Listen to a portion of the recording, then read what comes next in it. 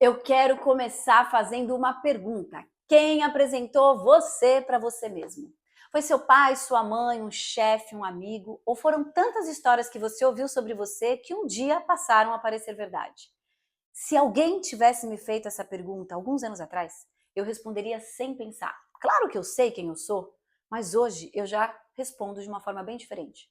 Porque durante muito tempo eu achei que eu me conhecia.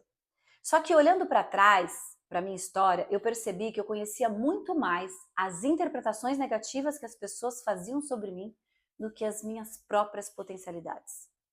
E essa descoberta mudou completamente a forma como eu passei a olhar para mim e para as outras pessoas. Quando eu era criança, eu tinha um tio que me chamava de Nelson Rubens. Quem lembra dele vai entender essa referência. E ele me chamava assim porque eu queria saber tudo da vida dos outros. Eu estava sempre perguntando. E ainda na infância, durante um tempo, eu me tornei síndica mirim do condomínio onde eu morava. Porque eu conversava com as crianças, eu falava com os adultos sobre as coisas que as crianças queriam, eu brigava pelos nossos direitos das crianças. E o que eu ouvia dos adultos era: a Daiane gosta mesmo é de mandar nas crianças.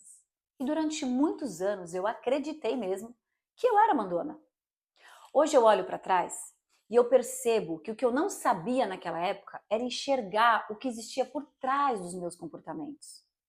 O tempo passou e quando eu tive que escolher a faculdade que eu queria fazer, eu escolhi fazer direito. Por quê? Parecia fazer total sentido. Durante muitos anos eu ouvia as pessoas dizer que eu estava sempre conduzindo as situações, falando pelas pessoas, exigindo os direitos e que eu tinha todo o perfil para esse curso, para fazer esse curso. E assim eu fiz. Mas a vida me levou para um outro caminho profissional. Eu entrei numa multinacional, fui crescendo, assumi posições de liderança. E aí uma vez aconteceu um episódio que marcou a minha passagem pela empresa. Era um evento, um encontro da alta liderança. E em um determinado momento, o facilitador ele propôs uma dinâmica. Ele falou: olha, eu não quero que vocês contem só um hobby. Eu não quero que vocês contem uma curiosidade. Eu quero que vocês contem algo inusitado sobre a vida de vocês. Na hora eu pensei: uau, isso vai ser incrível, vai ser engraçado. Porque eu vou ter a oportunidade de conhecer as histórias que as pessoas não costumam contar dentro da empresa. Só que enquanto a primeira mesa começou a falar, eu fui ficando inquieta, porque as histórias eram boas, mas não eram histórias inusitadas. E aí eu pensava: será que só eu tô levando isso a sério?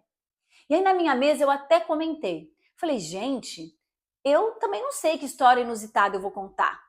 Aí uma pessoa que estava na minha mesa, que me conhecia algumas histórias, falou: Dai, só não vai contar aquela sua história inusitada. Aí chegou a minha vez, peguei o microfone e adivinha? Contei justamente aquela história que a pessoa tinha dito para eu não contar. Na mesma hora, a sala caiu na gargalhada, todo mundo começou a rir. Eu falei: deu certo, consegui, as pessoas se divertiram, foi algo inusitado. Mas aí veio o intervalo, as pessoas começaram a passar por mim, bater nas minhas costas e falar: nossa, Dai, você é muito corajosa. Eu jamais teria contado essa história que você contou. Você é maluca. E aí isso me fez pensar. Não porque eu estivesse arrependida do que eu tinha feito. Na verdade, eu saí dali achando que eu tinha feito exatamente o que a dinâmica pedia para fazer.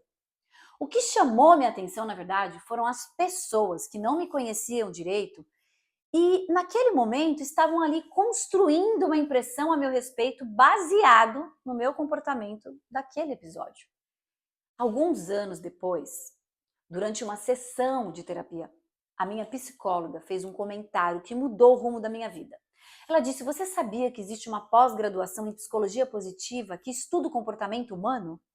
Eu falei: nossa, isso é incrível. Fiquei super interessada e fui estudar. E durante as aulas, ao longo das aulas, tinha um pensamento que me acompanhava o tempo todo. Eu pensava: as pessoas precisam saber tudo isso. Porque pela primeira vez eu aprendia algo que fazia total sentido, que explicava muito sobre os comportamentos, explicava sobre felicidade, sobre florescimento humano. Mas foi quando eu me aprofundei no estudo das forças de caráter e eu fiz o meu teste VIA que aconteceu uma das descobertas mais incríveis da minha vida. Eu olhei para o resultado e falei: então era isso. Era ali que estavam todas as respostas. Eu percebi naquele momento, eu reconheci as minhas forças, como a liderança, a curiosidade, o humor, que não tinham aparecido só naquele episódio da empresa. Essas forças, elas estiveram presentes na minha vida inteira, em vários momentos. Estava presente naquela menina que fazia perguntas, na síndica mirim que gostava de influenciar as crianças e os adultos, e em vários momentos da minha vida. E o que eu ainda não tinha aprendido era reconhecer e usar essas forças com consciência. Durante muitos anos, eu acreditei que eu era mandona, que eu era curiosa e que eu fazia piadas em momentos sérios. E talvez tudo isso tenha acontecido sim, em vários momentos da minha vida. Mas era, na verdade, um uso das minhas forças sem equilíbrio. Hoje eu sei que quando a gente está usando as nossas forças, mesmo sem consciência, o nosso corpo, a gente sente entusiasmo, realização, bem-estar. É assim que a gente funciona.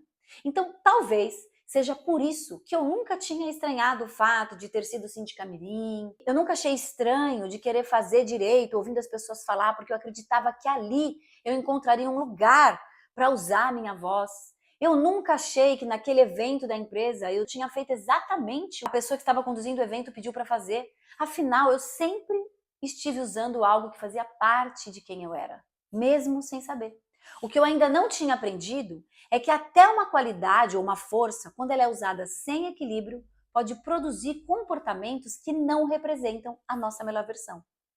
Eu tentei, em alguns momentos da minha vida, mudar comportamentos como ser mandona, xereta, piadista, até descobrir que o problema nunca foi quem eu era, e sim que eu ainda não sabia usar quem eu era com consciência. Foi aí que eu entendi que essa descoberta podia ajudar muito mais gente do que só a mim. Desde então, eu não deixei de enxergar os comportamentos. Eu só aprendi que eles não contam a história inteira.